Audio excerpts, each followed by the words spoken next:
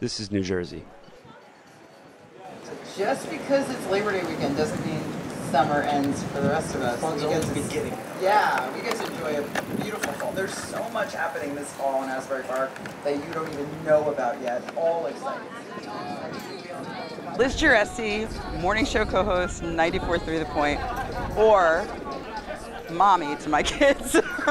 Pick one. 94.3 The Point, Jersey Shore's hit music channel. It's Liv and Liz. New Jersey Natural Asbury Park. It's our first day. Nice to meet you, by the way. Yes. I grew up at the Jersey Shore, love Bruce Springsteen, love Bon Jovi, love all the 80s rock bands, everything, right? And I thought, well, that was cool. Now I have a child that's 11 years old who, despite me, wants to be a rock and roll star, and he's a musician and he's really talented. And now I go to a concert and I picture my son on the stage. I have a whole different take on what rock and roll is when it involves my son becoming a rock star. And when you come, I'm Lou Russo. I host Lou and Liz in the Morning with Liz Giresi on 94.3 The Point. You just relive your childhood when you hear the rock songs. You know? It's landmarks in your life. I think that's my favorite thing about it. I hear a song and I remember where I was, who I was dating, where I was living. Rock is sort of like the soundtrack of my life, which is really cool.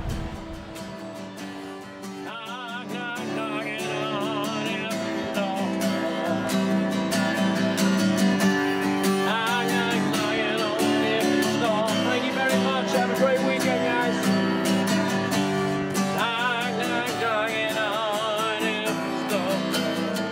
Hi, my name is Mike Fote. I live in Asbury Park, New Jersey, and I'm playing my acoustic guitar up on the boardwalk here. For guys like me who played all their lives and sang when I was a little kid, to everything I heard, it's in the blood. I think in the blood, it's in the soul of like all of New Jersey. Knock, knock, knocking on heaven's door.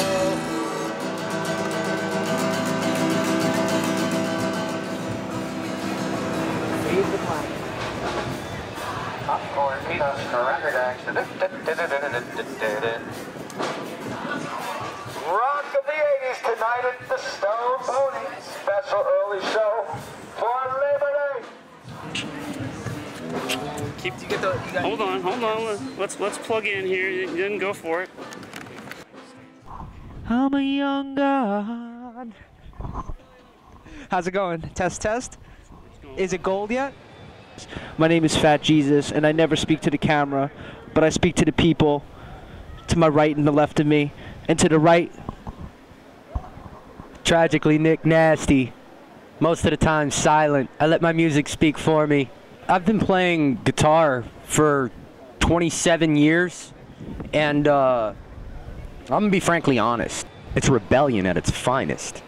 It's a chance for the people to get together, love one another, and rebel against any oppression. If there was any chance of, I don't know, I'm gonna use a really good word, coup d'etat, it probably would have been extended from a rock and roll concert. In the city, there's 1,000 things I want to say to you. Whenever I approach you, you make me look the fool. What we want to say, we're gonna tell you about the young ideas. You better listen now, you say that you're fit. In the city, there's 1,000 faces all shining bright. And all the stolen faces are under 25. What we're gonna say, we're gonna tell you about the young idea. You better listen now, you say that you're fit. Yeah. In the city.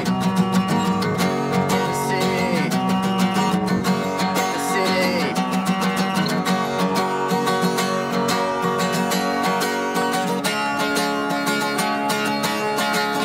And I know what you're thinking.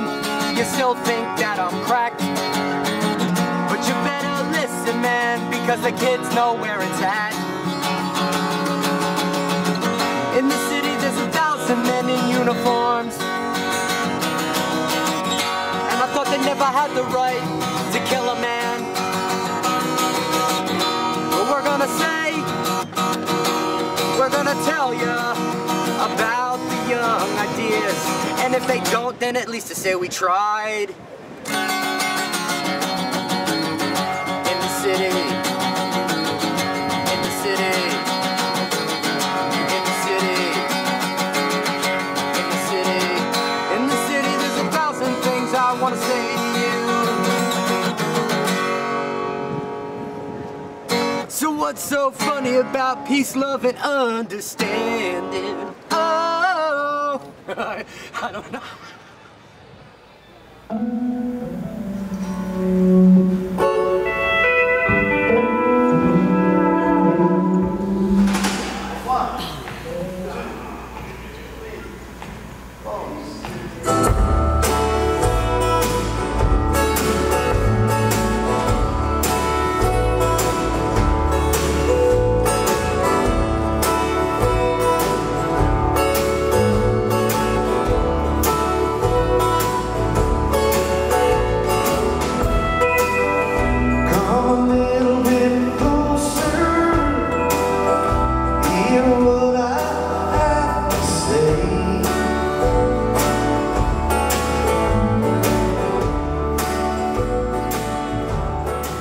I used to play a place, the Melody Bar, Brunswick, by the train station.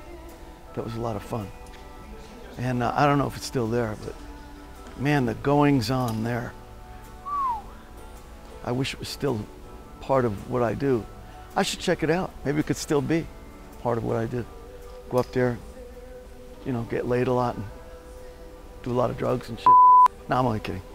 Well, the get laid part, I'm not. Don't tell my wife. Yeah. Are we rolling? We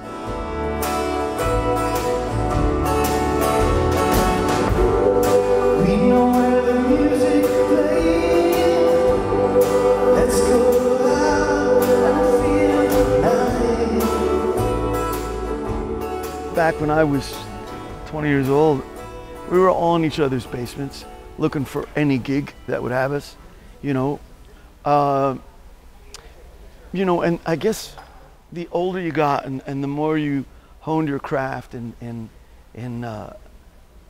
whether it was wanting to sing like Johnny Ramone or Tom Waits or Southside Johnny or Roy Orbison, you got it honed in the basement. And then you brought it out and you did your thing. And to the guys who songwriting had become a part of their lives early on, they would write their songs. But everybody started out wanting to sound like somebody else. So, you know, until you got a taste of what it was like to play live and all that stuff, you could not let too much time go by and make the decision that you were going to write songs so that you could make your mark. I was 16, I quit high school because of a couple of the boys that I was playing with at the time, a couple of my friends, in a band called Home. We were working 6 and 7 nights a week. I was making more money than my parents put together. And my mother used to be upset with that, you know. I don't like the fact that you didn't finish high school. My father's, Violi, he's making more money than the both of us. Leave him alone. So I kept right on with what I was doing, and here I am 40 years later. But 45 years later. And it's been good to me, music. Music's been great. You know, I worked hard at it, and I got it to a point where making a living is pretty good with all the irons I have in the fire with this thing or that thing. And it's been good to me, and thank God. 'Cause I'm still in love with you. I wanna see you dance again. 'Cause I'm still in love with you. On this harvest moon.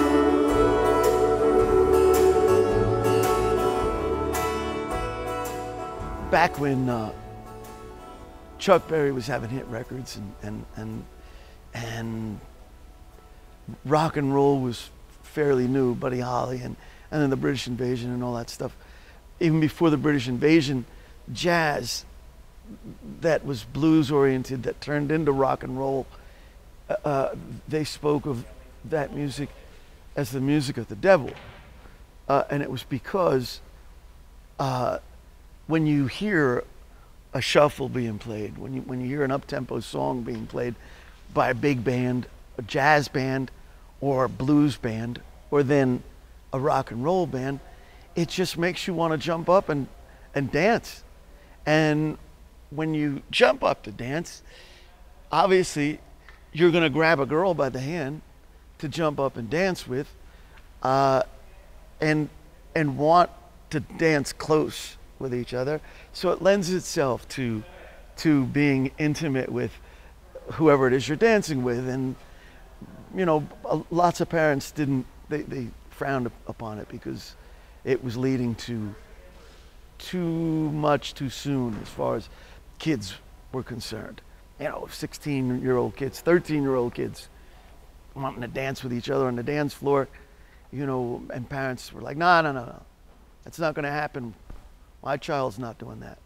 Although, you know, it was being done by older people and swing band eras and big band era.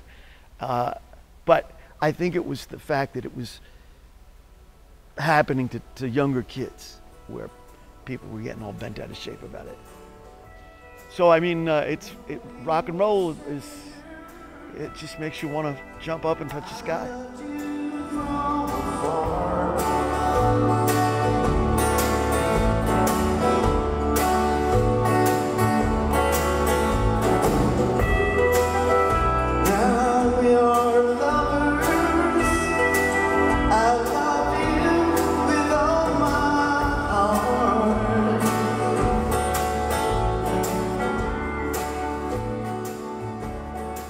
The first time I saw a rock and roll band in communities way back when I was a kid, they had pool clubs. There was a pool in your town or 2 towns away, and somebody who belonged and was a member of that pool, some family, would invite your family, and you'd go and swim all day and have a barbecue all day, picnic, and 9 out of 10 times they'd have a band. And because rock and roll was so prominent at that time, 1964, 65, where I was, you know, 10, 12 years old, people were doing it. People were rocking out poolside, and I remember standing there thinking, the bass guitar is going right through me. It's making me shake and shiver. And then you see the girls dancing in their bikinis, and you're like, man, I want to do this. I want to do this.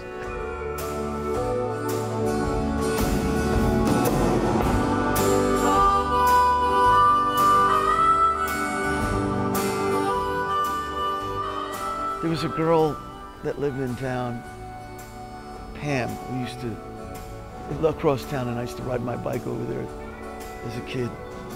And we used to listen to records. Her older sister used to play records, and we used to dance in her living room. And then they'd throw me out when it got too late, like 7:30 at night. All right, that's enough, go home. But that was the first girl I danced with. I was probably about 10 years old, 9, 10 years old. Those were the days.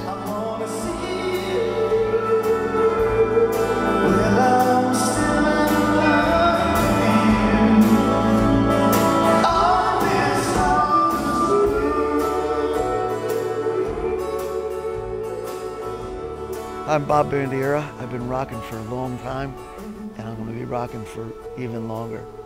Come to the show tonight. Come to the show tomorrow. Come be in your own show. Thanks, man.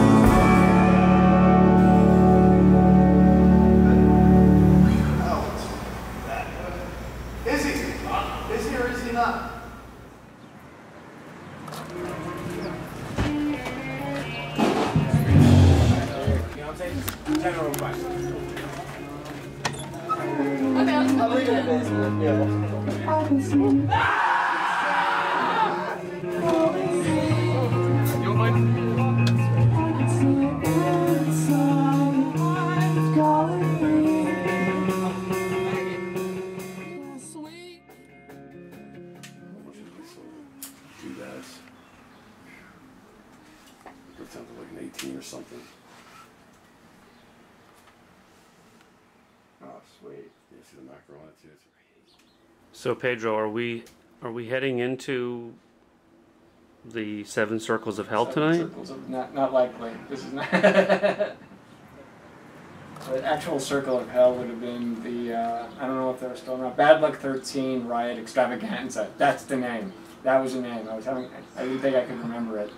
And just terrifying, and really, it was the first wrestlecore band, which is a genre that never caught on. And they would, there would be, it was like a wrestling, like you see, watch pro wrestling on TV, there'd be a table, suddenly a table would appear, there'd be a ladder, the band is playing, and a guy would climb up the table and boom, like crash. So usually at a show, the band is going to come up, everybody's up at the stage. Nope, not for a Bad Luck 13 Riot Extravaganza show. No, all the kids were like way in the back, and it was just empty, except for me. I like took a chair and I sat down, and then the curtain starts opening, and this sound of it's like just open this door in the ground, and the sound of hell rising up. It was, and somebody like fired like a bottle rocket or something at me, and I'm just woo, and then crash, and I'm like, gotta get out of the way because the kids are finally zooming in, and it was just a wreck. And then somebody, of course, called the police, and there was smoke everywhere, like fireworks had been going off, and the cops arrived, and one of them was a woman. And she walked out, and she must have been a mom. She walks in and goes, "Oh no, we're not having this." No, none of that tonight. None of that tonight. Sorry, I'm sorry. We are at an undisclosed location somewhere in the state of New Jersey. That's it. That's all I can say. We're at a house, and there are bands playing downstairs. One is playing now, and that's it. It's in New Brunswick. This is one of the shows, one of the basement shows, one of the venues that you'll find scattered around New Brunswick. In other parts of New Jersey, I think there are like probably basement shows going on, but New Brunswick, it's been going on for a few years, and this is one of them. This is one of the venues. I don't know which was the first basement show in such a thing. People would have shows at houses all the time, but it's become really common that there are punk houses that have show houses, and they all have different names, and somebody's books there, books bands, and that's the way it's been for quite a while. It's been pretty. New Brunswick has a reputation as a place for bands to stop, centrally located, and so that's one thing that helps. And there's no, it's well known. It's like kind of like it has a reputation in the bands, but fortunately it's not famous because an article in Spin or Rolling Stone would destroy it, and we can't have that. 1, 2, 3, 4.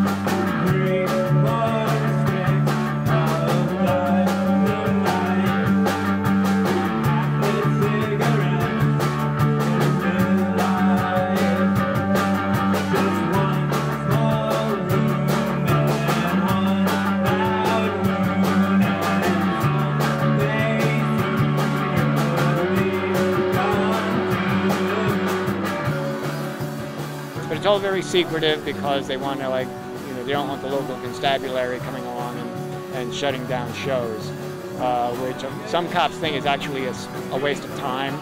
I know one cop said, "Yeah, my kid goes to these," and it's just it's just kind of ridiculous. But yeah, so what we do is secret, and that's so getting the word out was really tough at first. They flyers without an address. It would say, "Ask a punk."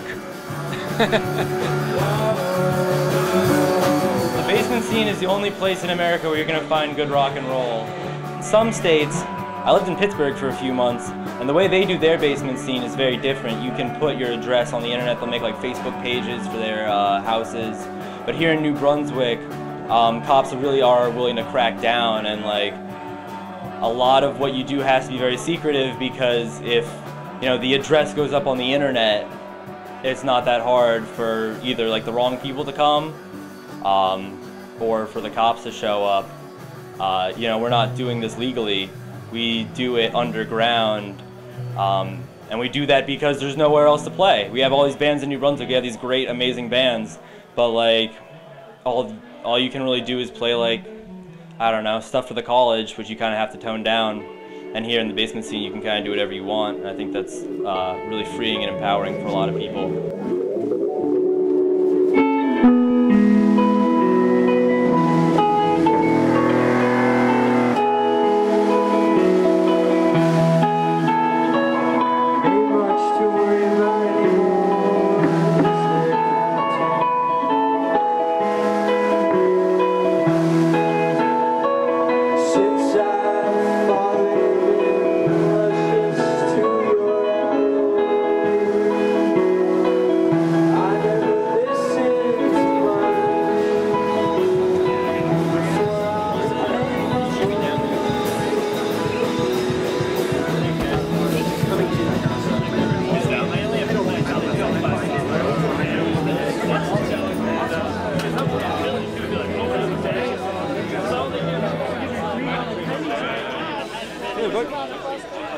Come here.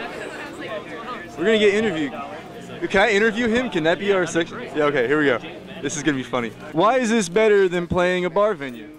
Because bars have an overhead and it's lame, and they never really promote, and you don't get any money. And that's whatever, but also the people have more fun than basement shows. I love them. They're hot and they're sticky, and that's great. Yes.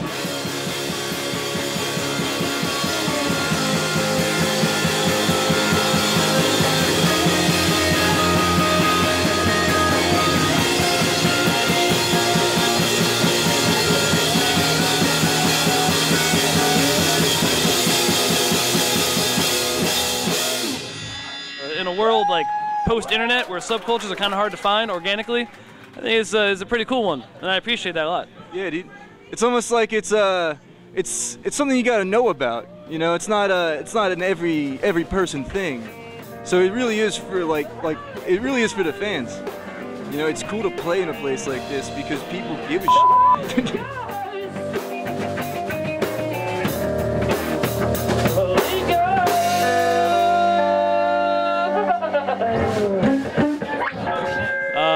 Our band is four best friends who live together, and we got really into the Bad Brains. You know, they're really cool, all black punk band, you know, doing stuff that is a little bit different than what black people were supposed to do in the 70s, 70s, early 80s, and they talked about positive mental attitude. We always think that's a really interesting thing. Whenever we get down, it's easy to get down being a musician. Yeah, dude. You know, you don't really get paid that much money, sometimes it's very unsatisfying, but you gotta have that PMA, that attitude. You gotta do it for yourself, you gotta do it for everybody else. It's true.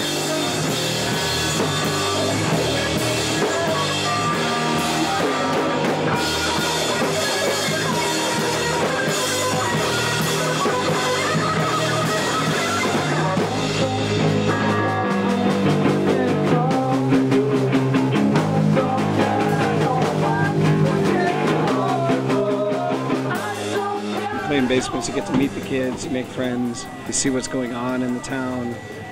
It's just a little more direct and interesting and more of a cultural exchange than playing in a bar. Like, you guys have now seen a window into like DIY culture, and it's a very wholesome, very creative and community building venture. Like, these kids aren't just like doing drugs and like, you know. No, they're just playing music. They're playing music. They're sharing their making creativity, art, they're making sharing their beautiful art. posters. Like, this place is it's incredibly community building for any like bunch of young people. It's really important.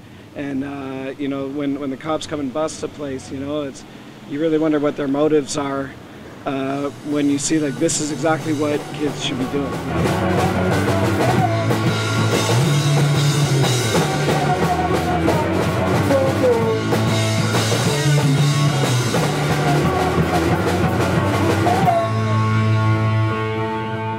If you want to like really see an interesting town, most of our Canadian friends who tour, like they end up. They don't cross the border. Well, they don't cross the border. They stay in Canada. You gotta come down. We're not scared. It's better down here, really. in a lot of ways. Well, there's more options, there's more towns. In Canada, there's very few towns to play, so you drive a lot more. You drive a lot and you play less, so we like playing more and driving less.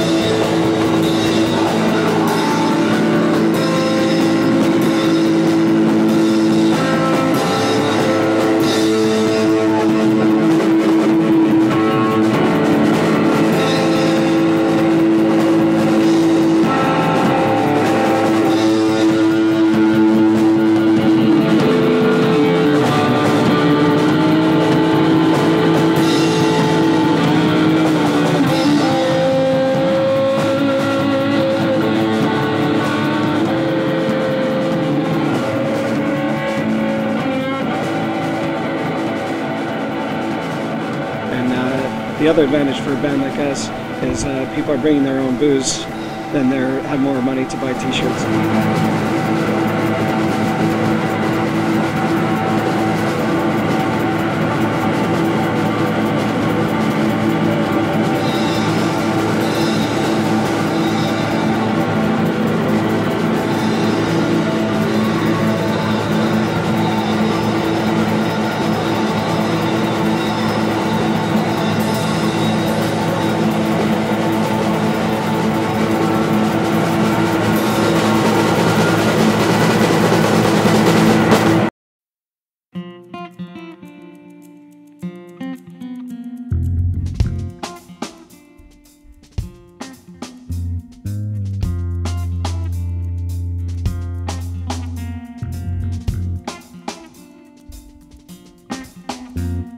We are exactly what you see, bruised and scraped up knees.